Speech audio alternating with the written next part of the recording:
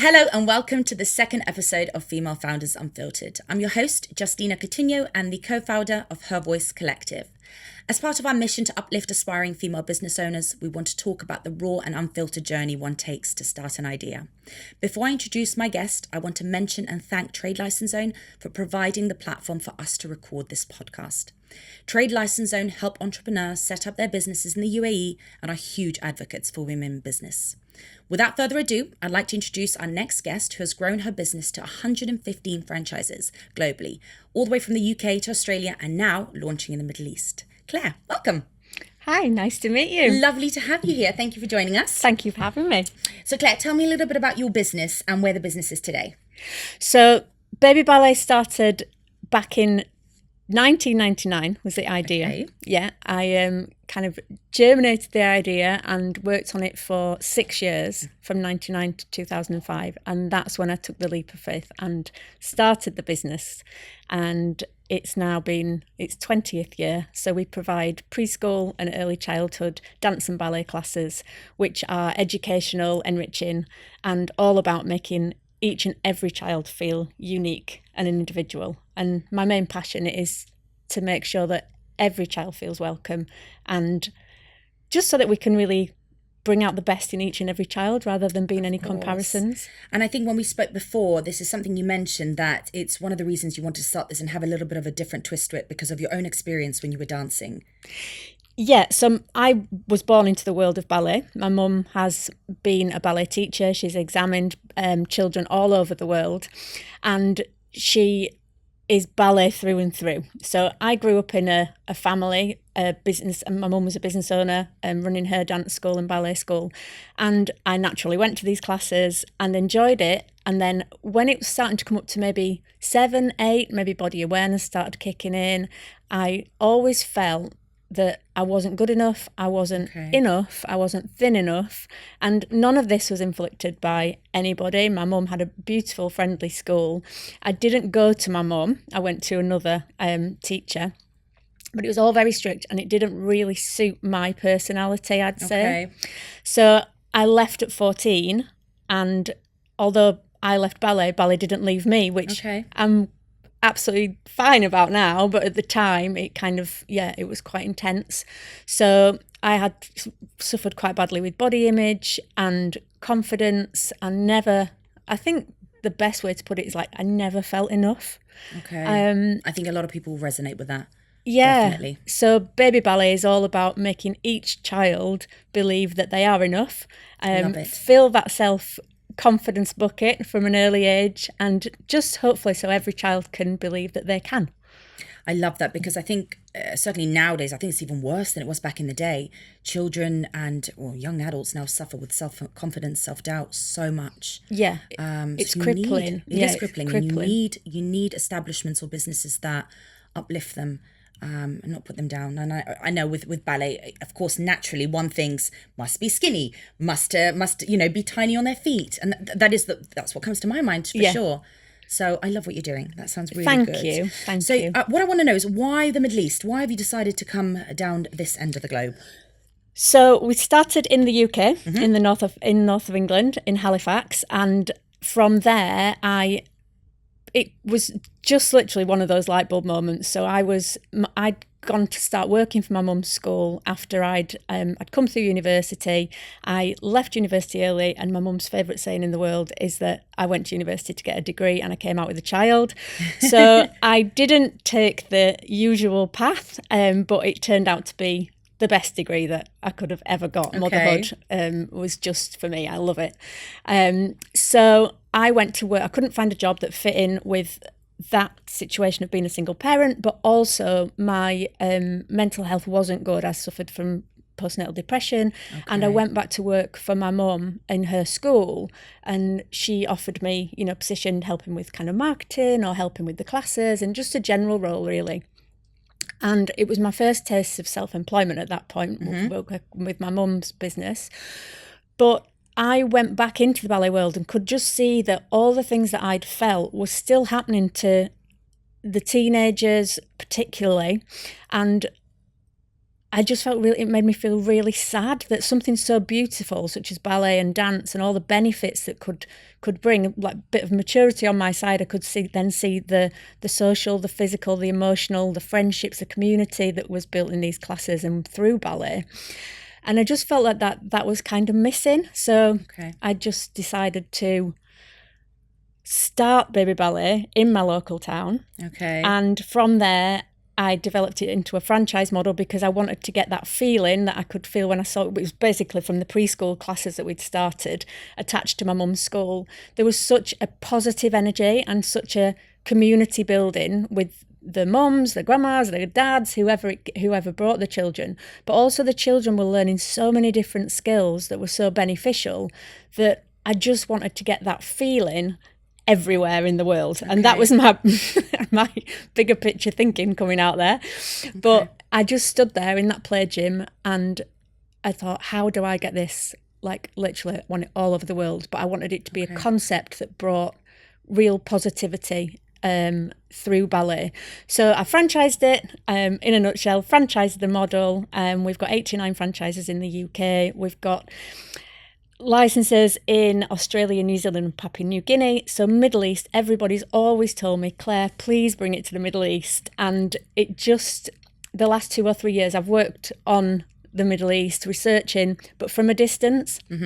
So last August, I decided that I was going to move over to Dubai. I brought my youngest daughter with me and really understand the culture here. So that's why I'm here. I'm ready now to launch and excited to bring baby ballet to the Middle East. And how are you finding life in Dubai? I love Dubai. And to be honest, I didn't really think I would.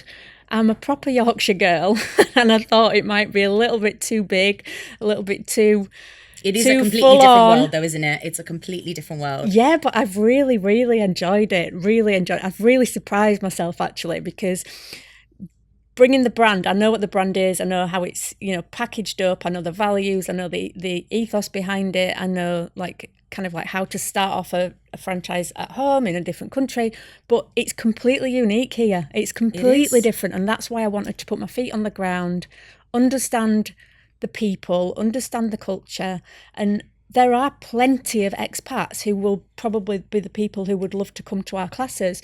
But they have a different lifestyle, don't they, completely? So, yeah, it's been fascinating. I really do think you'll be a huge success here. I really do. I honestly do. I think I'll send my own children there. So I think that's an awesome thing you're doing. One thing I wanted to ask, throughout your business journey, did you ever have a business? I know your mum's in business and obviously you're in the same field. Did you ever reach out for or have a business advisor or someone that you looked up to or that advised you on things, and do you now? No, so I mean, part of my kind of educational journey was that I'd started business studies A-level, and after 2 weeks I left because I just did not understand it at all. Textbook learning is just not my style.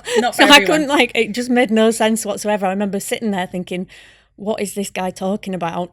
And fast forward now, I love learning, but when I started baby ballet, I had my mum's entrepreneurial probably DNA as well as I'd seen that. But I didn't have any business experience myself other than what I'd grown up around. And mentors-wise, I always felt like I should know it myself, but I didn't.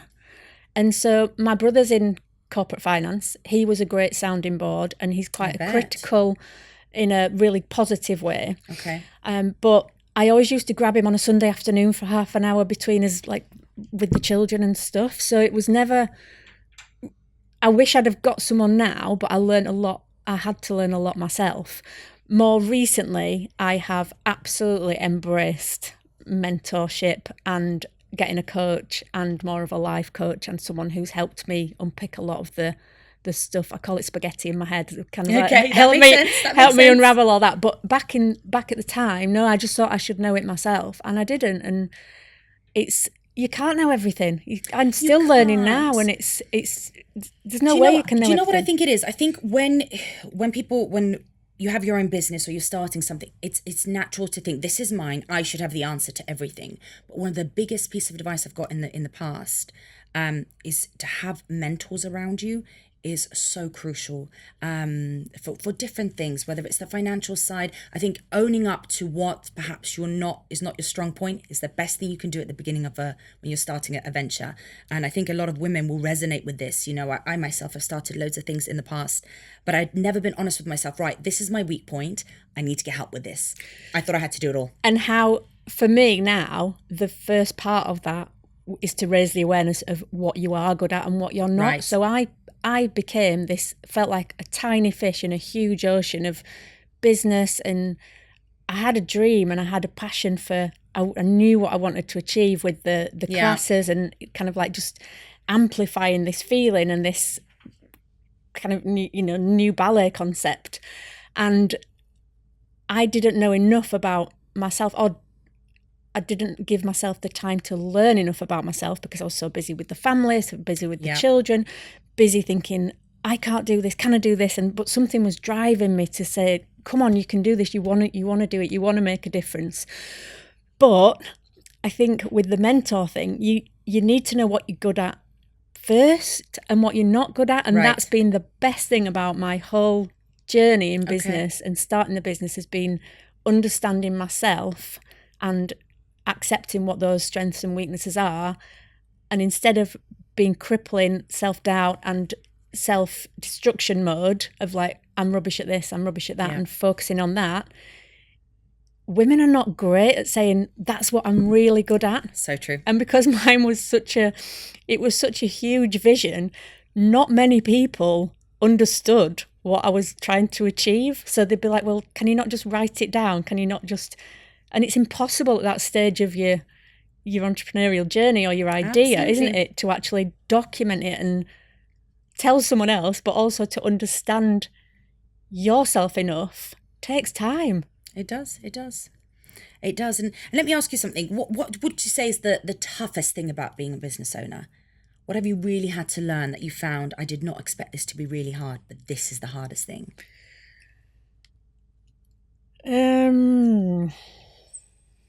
I'll tell you mine whilst you think. Go on then. The biggest thing, I say this from a leadership perspective of running a business and also my own business, is managing people.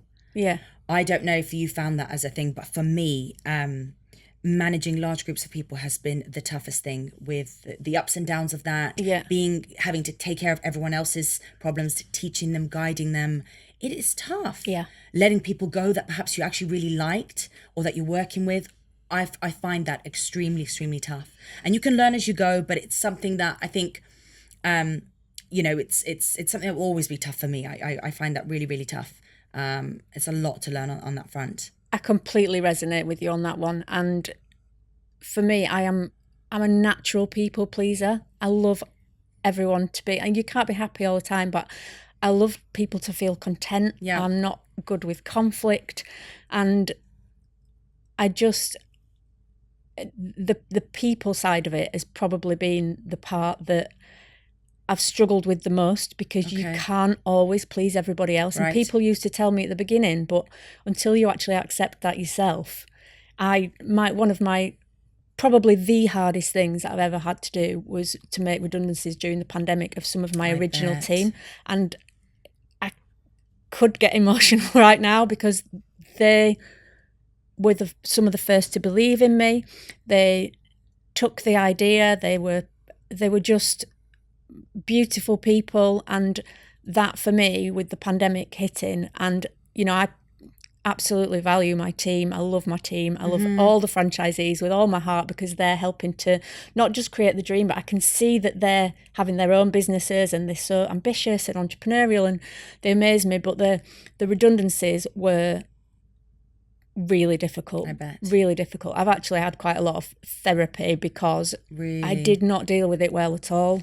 No, because I knew it had to happen, because it was literally during the pandemic as well, and with having a franchise business, if my business went, everybody's business went. And that reality hit me, slapped me in the face one day when we were just going through the beginning of it. And it really, really upset me, the fact that I had to let these people go that I would have I want to do as much as I can for my team, because we're a team. It's never just about the owner and the founder and the me.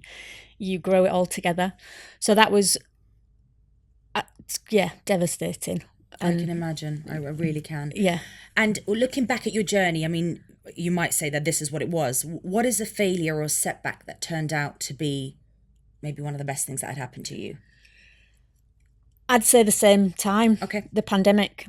And because my children now are older, my children are 16, 18, 21 and 28. And I'm a mum first and foremost. So the business has grown around the family growing, and it was the difficulty. I really think the difficulty is, and probably, for mums today, is that the balance, and everyone talks about the balance. Absolutely. You got to find your own balance, because it's different for every person. Everybody's, expectations and needs and wishes are different. But for me, that was really, really challenging. And when I got to the pandemic, mine were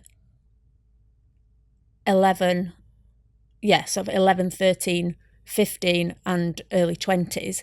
And what they were going through was intense, with the homeschooling, with social media becoming very influential in their lives, technology, the business, and also years of being trying to do too much and trying to please everybody else and never putting myself first.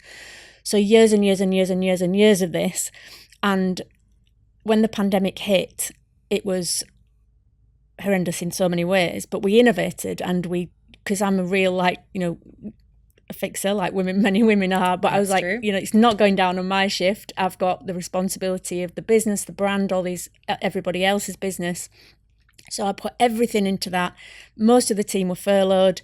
The financial situation, we had to borrow on the financial side. So everything became super, super intense. But I wasn't aware of that intensity because I was just going through the motions. Right. So then we did 3 lockdowns back in the UK. We innovated. We went online. We did an online program. We, with what we could, I think we did really, really well. But that's, again, driven by the passion of, we cannot let the families down. We cannot let the children down, the teachers down, the franchisees down, and the brand down. So that was 2020.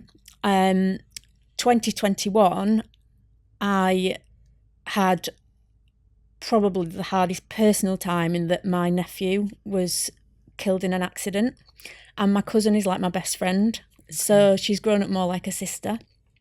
And when Joe passed, really tragically, that was end of February 2021, there was nothing left. I had nothing left to give.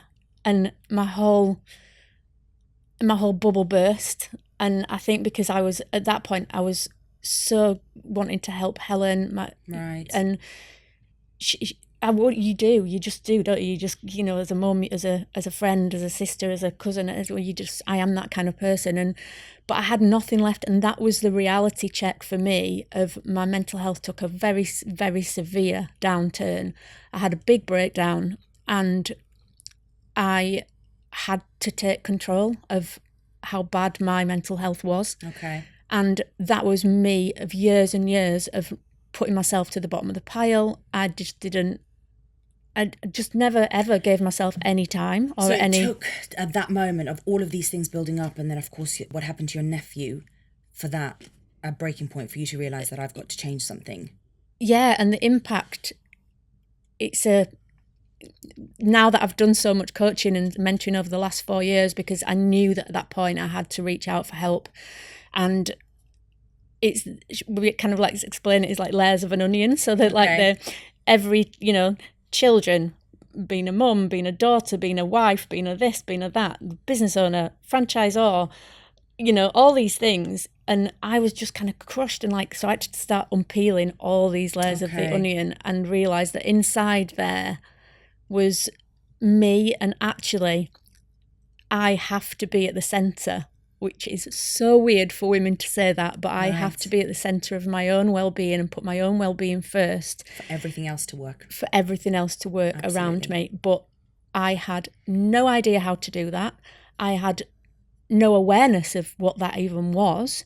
And even talking about myself and talking about my own welfare and my own self-worth was impossible. And my toes used to kind of like tighten up, and my anxiety was so bad because I just did not want any of it to be about me. I wanted it to be about everyone else and make everyone else happy. And eventually now I'm learning and have learnt, and never stop learning about the importance of self-care. And that doesn't mean that I go to the spa every day, by the way. It's like, but just acknowledging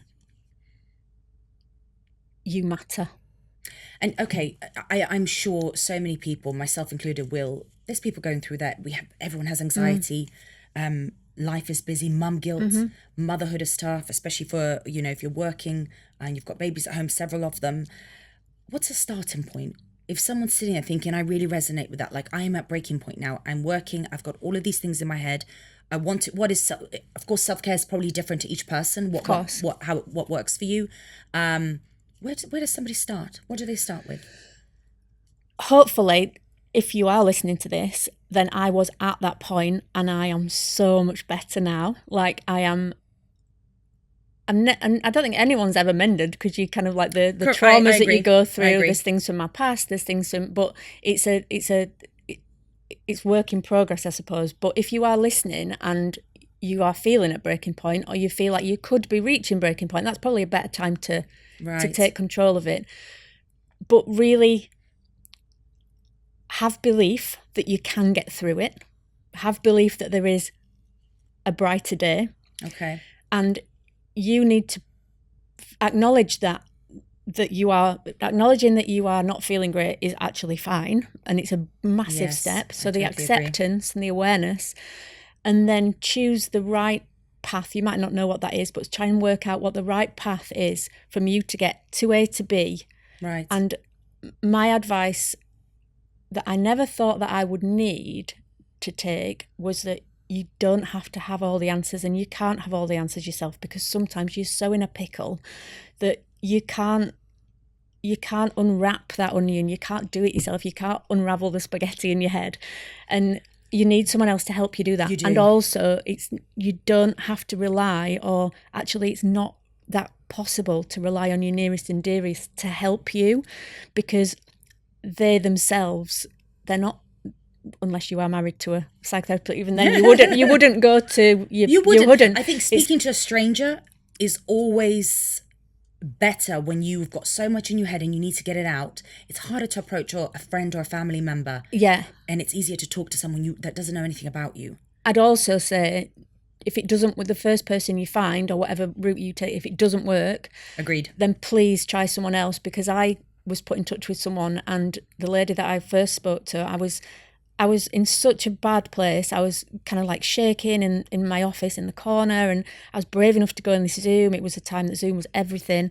And I just remember looking at I was crying my eyes out, and this lady was clock watching, and she was going, oh, wow, there's a lot to get through here. We're never going to get through this in 50 minutes. That's not nice. So it was just, I then rang someone who'd been really, really instrumental in helping the business and the franchisees through the pandemic, another supportive woman, and rang her and said, look, I know I need help. I need some support. Please, can you think of anyone that might be able to give me some time? So she put me in touch with someone who I now call Angel Sue. Okay. And that was the second person. And also, it's not going to happen overnight. When Sue told me she'd do 6 weeks to start with, I felt like, oh, Sue, I just want you to move in with me and just be with me the whole time. Yeah. It's taken me 4 years to this point. I now see Sue probably once a month. I have absolutely no shame about going through that journey. It is the best thing that ever happened to me. She's helped me understand my own anxiety. She's helped me understand my anxiety as a mum, because especially with the world that teenagers are growing up in, and my children, I absolutely admire the world that they're growing up in. It was difficult when I was growing up with the comparisons and, information, the books that you could get from the library or, wherever the information was. But now that generation are heroes in my eyes, because their brains are non-stop, and understanding what their anxiety is, but separating my mum anxiety out of that has been a real challenge. And you feel everything, don't you? I'm a very empathetic person as well, so my feelings are like, they're on fire. And so I've now learned that I have to, and it's not so much letting go, but not letting them. I want them to be independent. I want them to have their own lives. It's not about controlling. It's more the controlling of my own feelings and the worry of what might happen to them. Absolutely. And giving them the freedom, but at the same time having those boundaries just to keep them safe. But you can't physically always keep them safe when they're at school or when they. So I'm a massive believer as well. Like circles of control is something that I've done a lot of work on, and I will share that. When this goes out, I'll share that because it's really interesting. And when I started on this self-development journey, instead of feeling like a failure, like I was great at telling myself that I was not this, I was not that, I was not good enough for this, not good enough, not thin enough, all these things, I decided to go into it with fascination, not fear. Okay. And that for me was that curiosity about actually, who am I? What do I want? Is very weird when you're a mum and a business owner looking after all these hundreds of people in the business. Putting myself at my own centre was really, really tough. But I am so glad that I've gone through that journey because you can come out the other side. And I never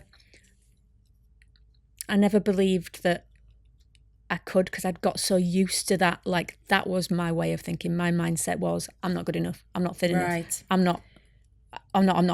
And it's so self-destructive. It is. And I think a lot of people do it. One thing that I want to talk to you that we spoke obviously before this, the steps that you took to obviously start working on yourself. You stopped drinking. That was one big thing that you mentioned. Yeah. So alcohol, I've always been like most of my friends growing up. So, social drinker. The odd night out of probably drinking a little bit too much, but it's alcohol. I worked out probably when Joe passed, to be honest, but I'd done a couple of stints of a month of kind of trying to be alcohol free. And it was just the usual, like, I've had a stressful day, have a glass of wine. I've had a busy week. I've had a great week. Have a glass of wine. And I just started to work out kind of like asking my question, why are you drinking? And the reasons that I was giving myself or why I was drinking were not right. They weren't. Yeah. So it was masking the things that I needed to sort out. So it's the fear of missing out, the fear of what you're going to not get. But I read a brilliant book by Jason Vale, the juicer guy, called Kick the Drink Easily. And, it sounds like I was not in I didn't have a destructive relationship with alcohol. I just had probably a very, very mainstream, normal relationship with alcohol like all my friends. And my family. And, lots of people have alcohol with every meal in the evening or whatever. So for me, it was just about, no, it's actually not working for me right now. So instead of seeing, this book was very much about, instead of seeing what you're missing out on, see it as the minute that you decide you're free to do all these other things. And this book just explains it in a really good way. I'm really kind of like down to earth. I want it as it is. And it was just very, very easy to understand. And I also had one of my best friends in franchising who's built a similar franchise to mine over the years. We met later in our journeys and we kind of like lived these parallel lives. She'd also given up alcohol about 6 months before. And so she was kind of an inspiration. And when I say inspiration, it was just like, I could see the benefits it was giving her. See the difference. Yeah. And I wanted to break free from that. So I'm a vegan, but I did that more because of, I've had a really severe bulging disc in my back before. And I wanted to I've just been on a bit of a self-care journey really. So I do more yoga, do more, because meditation. I got diagnosed with ADHD, which at 50, but it's actually, again, it's like, they're only letters. It doesn't matter what it is. Yes. But the ADHD and impulsivity, I was looking at these traits for someone else and I was going through the list going on, tick, tick, tick, tick, tick. So I took the brave step to get the diagnosis and it has freed me even more. Like, it's like, said at the beginning about like, you got to understand yourself. I do feel like I understand myself. Is it the fact myself. that you know it, that that's what it, that explains a lot of your traits? All makes sense. Makes sense. Is that the freeing part? The fact that there is perhaps an explanation for it? Yeah. And like now I do the things that I do and I understand like my routine in the morning is not the same as my husband's routine in the morning. He's very methodical. He'll wake up, the alarm will go, Mine is like, but now I watch myself and I actually kind of like put this umbrella, like helicopter view of myself. Right. The amount of steps I get in the morning by just walking around the house. I bet. But yeah, so it's like, and actually forgiving yourself for like, that's who I am. It's like, we're so good at saying, well, I'm not good at this, I'm not good at that. And mine, I think because of the timing of everything, the pandemic, the things that happened, I was coming up to about that time, I was about 47, and I kind of got this feeling inside that flipping heck, I'm nearly 50. Right. And I do not want to live one more day with all these crippling imposter syndromes, with all these self-doubt, self-loathing, and there's no way to live this precious life. So I just decided, right, Claire, this is it. You're going on this journey. Hold on. Good for you. Buckle in. And so I'm glad I did it. So if anyone's listening and they feel like they can't do it or they don't deserve to do it, if that can give you some hope, because I feel there's no way that I would be here in Dubai, living in Dubai, trying to set my brand up if I hadn't have got over all those Absolutely. So you've done the work and better things are coming out of it. Yeah, and I'm going to continue doing Absolutely. it. Yeah, you've got to. Yeah. I think, one thing that's really interesting is that during the work, and I can vouch for this personally, and you mentioned this before, it's not, okay, I'm going to give myself 6 months to work on myself. It is ongoing. To learn about yourself, learn new things, it is ongoing for as long as I know therapists and coaches they don't come for free. No. You have to invest in yourself. It's your health, it's your mind at the end of the day. And it's so important to do that because you come out on the other end. And I'm only at the beginning of that journey, but it's just fascinating to know this is why I react to things this way. This is why I'm like this in business or whatever it might be. And it's fascinating because I'm learning so much about myself and childhood traumas and all of that, all the things that we know that make you perhaps who you are today, but can be unlearned. Yeah. And you can't turn the clock back. And right. My therapist said to me, she's like, you're never gonna block out those things that have happened because they're there, but it's about like raising your awareness, dealing with them and owning them and going, right, so that is mine. That is part of my journey to here. But now what do I choose? What are the choices that am I going to make to look after myself better? And when you say that about investing in yourself, I'd say that investing in yourself is more important than investing in your business because your business needs you to drive Absolutely. it, to grow it, to move it, to shake it, to do all those decisions. And I'm so happy now that mental health is being talked about more. When I grew up and I had all the challenges of mine with, postnatal depression, anxiety, I just felt so trapped and lonely. Whereas now, I really like to see and seeing more that people can talk about their mental health. It is equally as important as your physical health. When if someone came into work and they had a broken leg, you'd tend to them, you'd put them their foot up, you'd look after them. Nurturing your team, nurturing yourself, nurturing your family in a mental health way is as important as it's now it's out there. It's like so obvious, but it wasn't talked about. Yeah, totally. And it's just, I think it's fantastic now that people do talk about mental health openly. I can see my children and the generation that they are, that they understand things like, they might not fully understand the nuances of what, but they're understanding things like mindset, they're understanding things. And that's not just from me talking about it. I've been open about having therapy because I think it's important that they know that it's not shameful to ask for help and ask for support. But they're finding things out on the internet with teams. I mean, things like gaslighting. I mean, like they were talking about gaslighting the other day. I'm like, I would not even had a clue what gaslighting was when I was younger. So there's so much information. And I am just so happy now that mental health is out there. There's apps if you can't afford a therapist. One of my trade-offs was a glass of wine, bottle of wine, 2 bottles of wine. If I have a therapist every 2 weeks, that's the trade-off. Absolutely, it's perfect. And it's none of it's easy, is it? But you've got to go right. No, now's my time to Agreed. To take control, Totally. and you know, it's not easy when you've got the things like we've talked about this morning about you going, right, so my daughter was up at 3 o'clock in the morning and you're shattered, and, you know, all those other things that come with life itself. Yeah. It's not just about getting up and running your business, is it? And thinking, oh, how can I look after my mental health today? But as much as you can build in around your actual responsibilities and expectations on what you want, but drilling down into the why is what I did first. The why on everything. Why am I reaching for that glass of wine? Why am I giving everybody else the time? Why am I not giving myself any time whatsoever to do anything?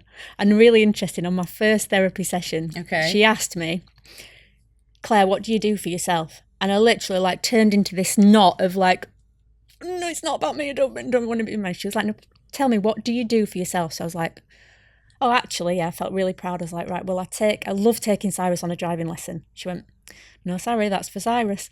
I love being on the cross trainer, listening to a podcast about work.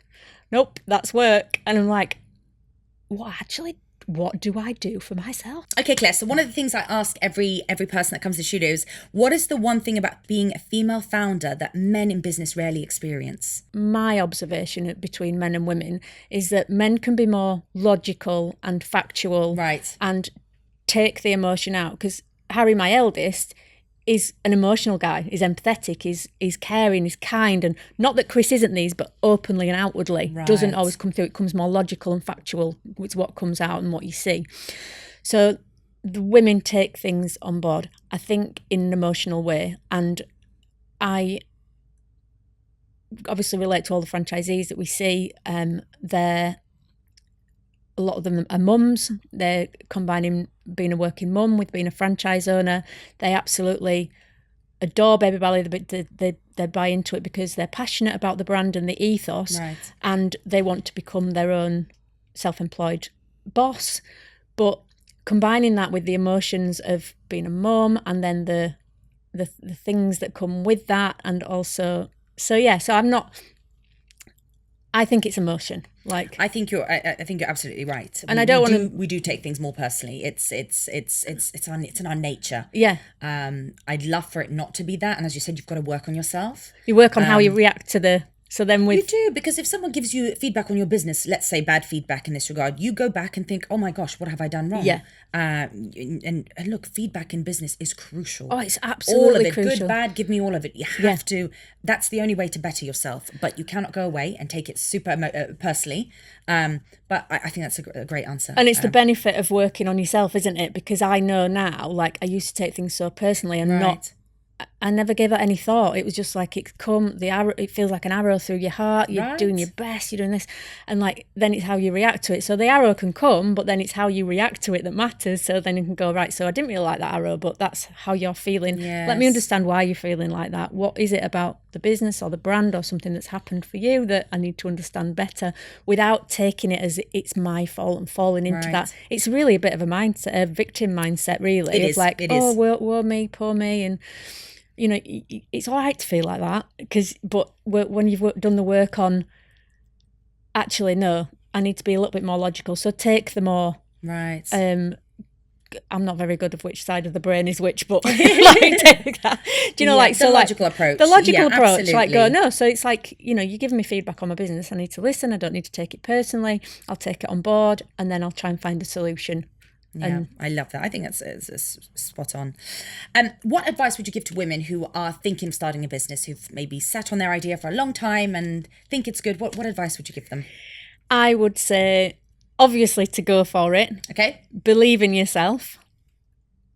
Try and work out at this point who you are and what is driving you, what your vision is and what your goals are. And even if it does feel like there's nothing really concrete, I knew that my vision was to create a magical world where children could learn to do ballet and dance and have all these kind of teddy bears, fairies. Yeah. I want it to be a children's TV show at some point. Do you know, like, I had that vision. So like, if you've got the vision, that's great. Then you've got to work back on. I didn't do the steps. I kind of just got on the roller coaster and went. Whereas as much as you can, build strategy into your week. And you might think it's like, well, I don't have a strategy yet because I don't really know what the journey looks like. But just keep I call it like I brain dump and like I'm good on paper, so I'll get loads of paper out and go bang, bang, bang, different parts of the business, and then just strategize. So building strategy and building self-care, whether that's a walk around the block. Good advice. Whether that's, get up off your desk and go and do 20 star jumps and 20 burpees, whatever floats your boat. Yep. Go read a book. Like you said, have a coffee, do whatever, but do it for you. Right. So building self-care, building strategy, and just be kind to yourself. Love it. It's great advice. And are we going to see a TV show?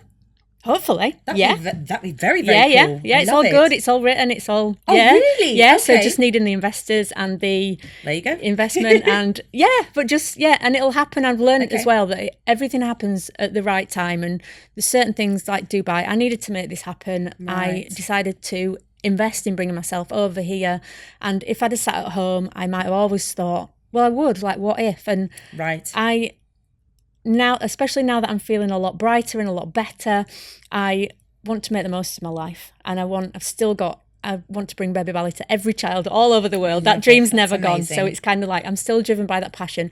And if you haven't got the passion for what you're doing, you're probably not going to go through some of the ups and downs and get through to the other side, because it's You've not got all to love what you're doing. Yeah, it is not all rosy. Happy, rosy. Skip through the fields, and yes, that's so true. I'd say there'd be many more downs than there have been ups.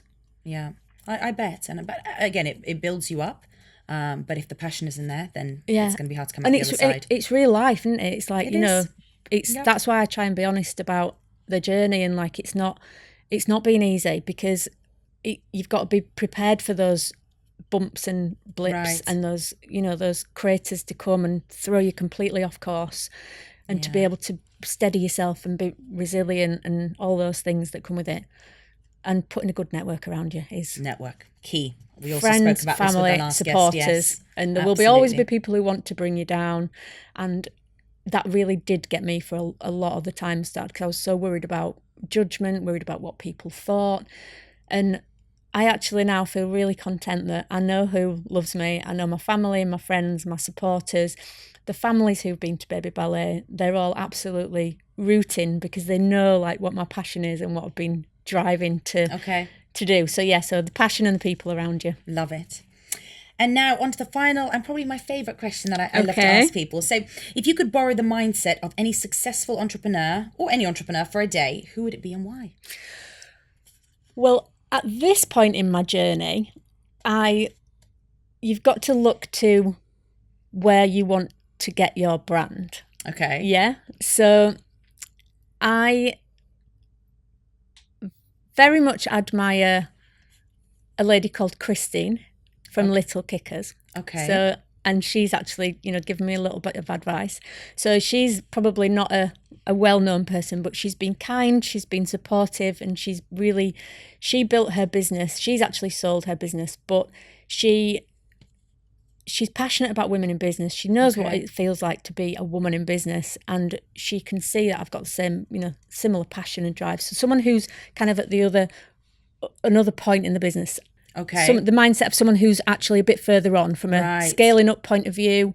That's what I love. I met her a couple of years ago at the Atlantis. I did a trade mission with the Department of International Trade, the UK. I met Jo Malone. Okay. And she really inspires me. So I'm learning a little bit more about people's journeys, because it helps you, doesn't it? Like you say, like, what did they go through? And so, and it's interesting to hear other people's journeys. So I'd love to have a coffee with Jo Malone. That would be lovely. Call me if you do. Yeah, I will do. I'd love to do it. Yeah, it fascinates me, that journey. And you sometimes see these people and like they're there, aren't they? And like you're here, they're there. You think, it's completely unachievable. And they're only people. They're people who they've walked that journey. They've done that. And it's important to realise that you can never be where that person is there. You've got to go on your journey. And I'm really passionate about, especially females, because we're so busy doing all that, like in the throes of the startup, that you've got to try and take a moment every single day to appreciate, put your feet on the ground and say, right, this is where I am. It's going to take years to get to that point. Right. So don't waste those years getting to that point and not enjoying some of it along the way. Try and build in that reflection, that gratitude, and all those things to make you enjoy the journey, not just end of the road. But those are two people who I would love it. Yeah. Love it. And that brings us on to your question from me. Right then. Okay, so we've talked a lot about self-care. Yes. How do you build self-care into your routine? Oh, goodness me. Okay, I'm going to be completely honest because this is an unfiltered podcast, so we're not going to lie about it. No, let's say it as it is. I am truly still really trying to work on that. If I do anything for myself in the day, if I get the chance to, it's journaling is something that I'm starting to do. I used to do it in the mornings, and now I'm finding it's easier for me to do in the evening because I reflect on my day and then I try and plan my next day. I say plan, never going to plan, but I try to set the tone for my next day. I light my candle, I get my book, I get my journal. Once the kids are in bed, because I've got to do my routine, I've got to put everyone to bed, make sure dinner's done, everything's tidy. And then I go and do that little moment for myself. Sometimes it's 10 minutes, sometimes it's half an hour.